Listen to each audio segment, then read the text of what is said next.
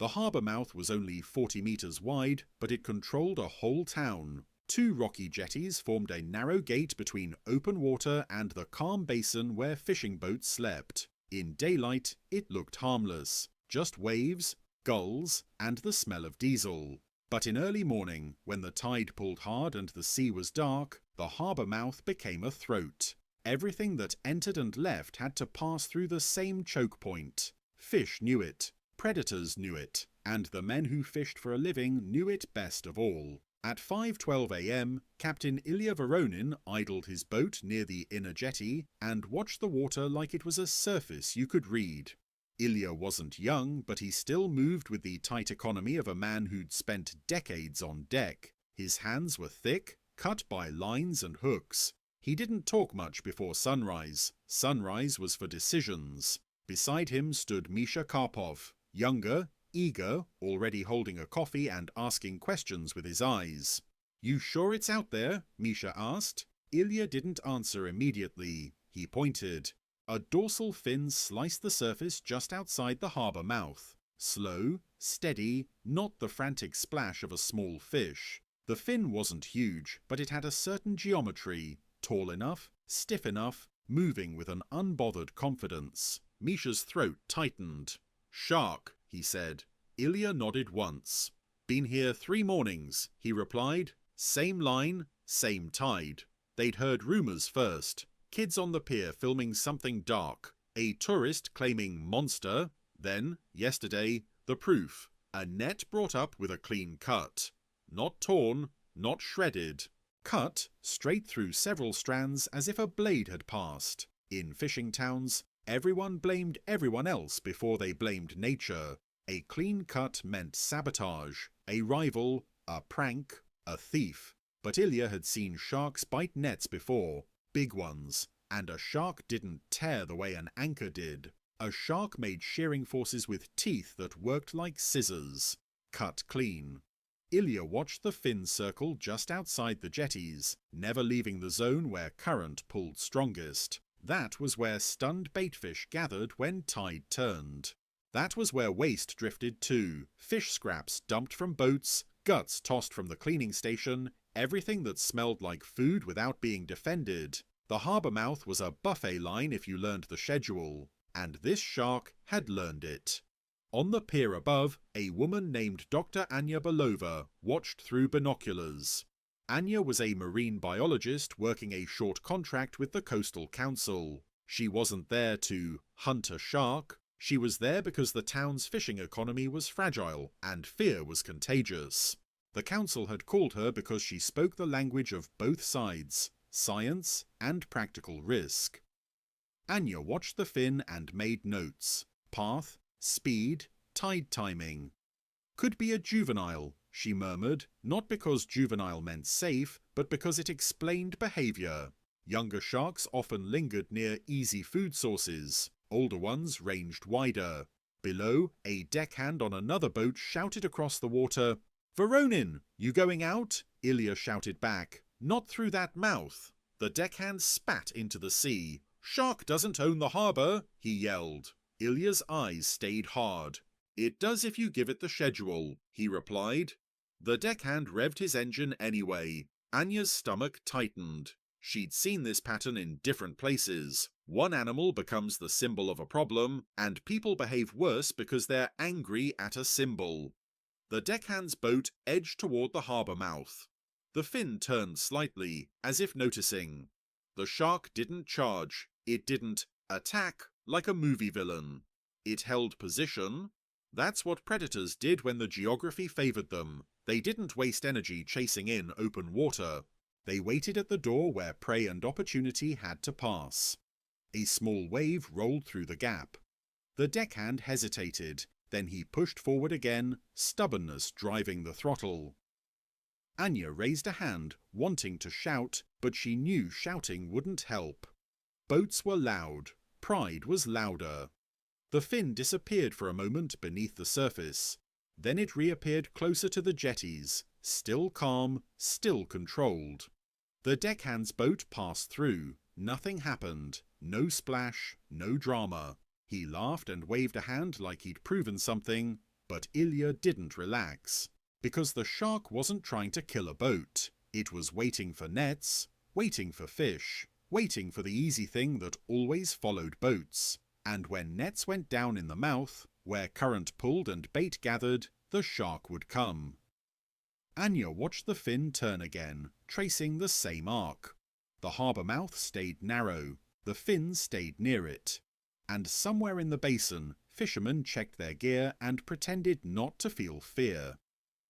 By noon, 3 nets had been reported damaged. Not destroyed, damaged in a way that hurt worse because it suggested precision. Fishermen laid wet mesh on the pier boards and pointed at the cut ends. The strands weren't frayed from rock or propeller, they ended clean, like haircut with scissors. "Someone's doing this," one man insisted. "Who?" another snapped. "Tourists," someone said. "Rivals," someone else argued. Anya crouched beside the net and ran her fingers carefully along the cut fibres. She didn't need a laboratory to see something important. There were small abrasions and tooth marks near the cut line, tiny punctures where something had grabbed and pulled. Not a knife. Teeth. She stood and addressed the crowd. "This is consistent with a bite," she said. A big man named Yaroslav, owner of 2 boats, snorted. "Shark teeth don't cut like that," he said. "They tear." Anya didn't argue emotionally. She explained. "Many sharks have serrated teeth," she said. "They can shear net fibers under tension. When the net is pulled tight by current, a bite can cut it clean." Yaroslav's face hardened. "So what? We stop fishing because one fish has teeth?" Anya met his stare. "You don't stop fishing," she said. "You stop feeding the harbour mouth." That sentence landed like an insult, because it implied blame. Anya continued anyway. "Fish scraps," she said. "Guts. Offal dumped at the cleaning station. That scent plume collects at the mouth on outgoing tide. It's training the shark to hold the entrance." Ilya stepped forward from the crowd and nodded. "She's right," he said. "We've been lazy." A younger fisherman scoffed. "We've always dumped," he said. Ilya's voice stayed flat. "And sharks have always learned," he replied. The council called a meeting in the small harbour office. Fishermen crowded in, smelling of salt and diesel. Anya stood at the front with a map and tide chart. "We have 2 options," she said. "We can attempt a targeted removal, which is risky and often ineffective, or we can change behaviour. Ours." Yaroslav folded his arms. "And how do we change tide?" he asked sarcastically. "You don't," Anya replied. "You change where you set nets. You avoid the mouth during peak tide change. You stop dumping scraps into the basin. You secure waste. You reduce the smell signal." A man in the back muttered, "That's work." Anya nodded. "Yes," she said. "It is." The harbour manager, a thin man named Oleg Kuznets, rubbed his forehead. "We can enforce waste disposal," he said, "but who pays for collection?" Silence, because every problem returned to money. Anya's phone buzzed, a text from the pier. Shark fin visible again, tight circles at mouth. She looked up. "It's still there," she said. They ended the meeting with reluctant agreement. No waste dumping for a week, nets set farther offshore, and a temporary barrier, floating netting, placed just inside the mouth to discourage the shark from entering deeper into the harbour. It wasn't a shark net like people imagined. Those were controversial and dangerous. This was a soft exclusion barrier meant to guide movement, not trap. That evening, Ilya and Misha helped deploy the barrier. They worked with ropes and floats, keeping tension while the tide pulled. Misha asked quietly, "You think it'll leave?" Ilya's eyes stayed on the mouth. "If the food stops," he said. "Maybe." Misha swallowed. "And if it doesn't?" Ilya didn't answer, because the sea didn't promise anything. At dusk, the fin appeared again. It moved along the outside of the jetties, then turned toward the barrier line. It bumped it once, gently, like testing a fence. Then it swam along it, searching for a gap. Anya watched from the pier and felt that familiar dread. Animals didn't give up easily when a pattern had rewarded them. Down below, a fisherman, same stubborn deckhand from the morning, decided the barrier was overreaction. He moved his boat toward the mouth with a net bundle, planning to set just outside the gap where fish were thickest. Ilya shouted, "Don't!" The man ignored him. He set the net anyway, right where the current pulled hardest. Minutes later, the floats jerked. The net line snapped taut like a guitar string. The fisherman grinned, thinking it was a big catch. Then the floats surged sideways, not like fish struggling, but like something heavy moving with purpose. The man's smile vanished. The dorsal fin surfaced right beside the net line. The shark had found the tension point. Anya's chest tightened. "No," she whispered. The net fibers, stretched by current and pull, became vulnerable. The shark bit once, controlled, not thrashing. A section of net went slack. Then another bite. Clean. Cut.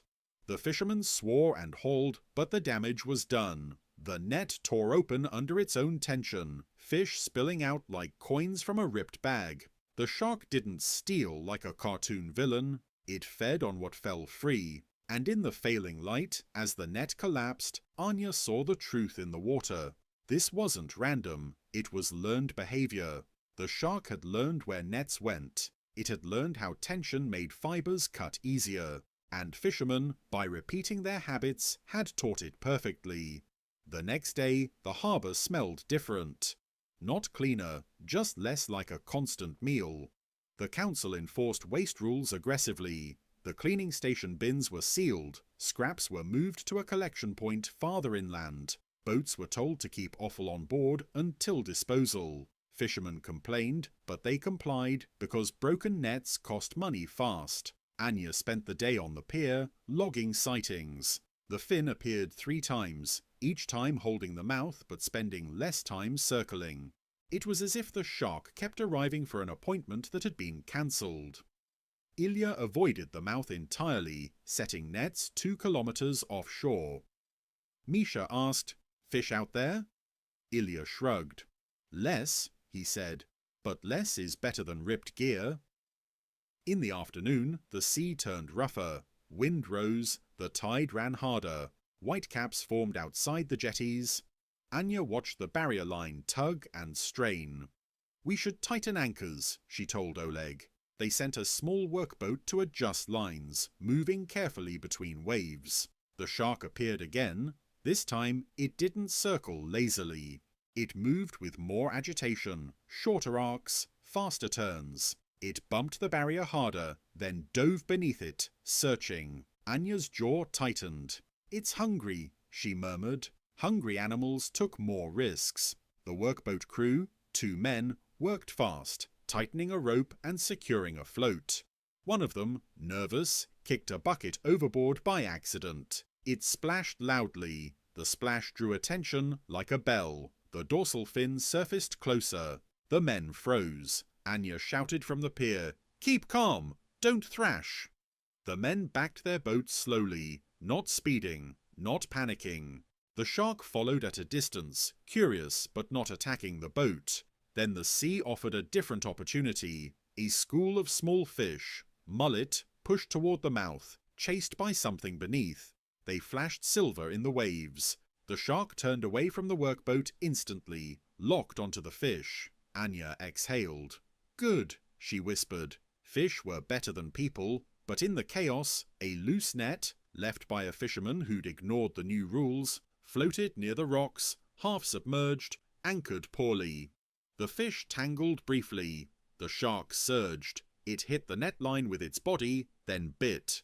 The fibers cut again, clean and fast. But this time, something different happened. The cut net wrapped around the shark's tail for a moment. Just a moment of friction. The fin wobbled. The shark thrashed once, not wild, but powerful. The net slipped free, but the moment was enough to change its behavior. The shark turned hard and moved away from the rocks, choosing open water rather than the tight mouth. Anya watched carefully. The fin didn't return to the mouth immediately. It made a wider loop outside the jetties, then another, then began to drift farther down the coast. Ilya stood beside Anya, binoculars in hand. "It's leaving," he said. Anya didn't smile. "It's relocating its pattern," she replied. "Not leaving forever, just adjusting." Ilya's voice was quiet. "That's all we needed," he said. A break. Over the next 3 days, sightings decreased. The shark appeared once at dawn, then twice farther offshore, then not at all at the harbour mouth. Nets set outside returned intact. The harbour sphere loosened, slowly. Anya stayed another week, monitoring. She didn't want the town to believe the problem was gone and revert to dumping scraps the moment attention drifted. On her last day, she walked the pier at sunrise and watched boats pass through the mouth again. Careful, slow, respectful. Ilya's boat went out first. Misha stood at the bow, scanning water. He looked back at Anya on the pier and raised a hand. Anya raised hers back, then looked at the jetties one more time. The harbour mouth was still narrow. The sea was still full of teeth. But the nets, at least for now, wouldn't be cut clean. Not because the shark had been defeated, but because the town had finally stopped feeding the pattern. And in the ocean, patterns were everything.